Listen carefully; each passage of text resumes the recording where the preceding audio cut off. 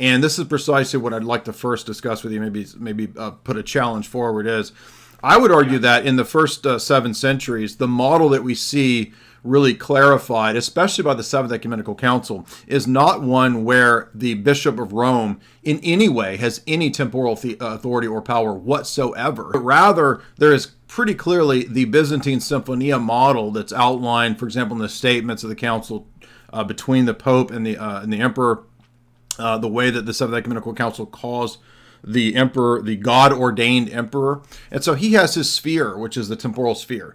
But Chalcedon, very clearly, in Canon 7, and I understand that in your view, in your system, you would not think that the papacy is necessarily bound by the canons. You would say he's above the canons. But my argument would be that there's nothing in Chalcedon that, in the canonical language, in any way limits this stricture to everybody but the Pope. In fact, the way the canon is worded, and I'll mention Canon 7 because it says very clearly that those who have been enrolled in the clergy or have been made monks may not accept military or any secular dignity, and anyone who presumes to do so shall be anathematized. Now, I understand that in the Roman, in the sphere of Rome, with the collapse of the West, with the barbarians, and with the moving of the imperial capital to Byzantium, Constantinople, that there was this vacuum and that the papal states arise out of that vacuum. I'm aware of all that. But my point is that pretty clearly the mindset of the church, and there's later canons that really back up what Chalcedon says,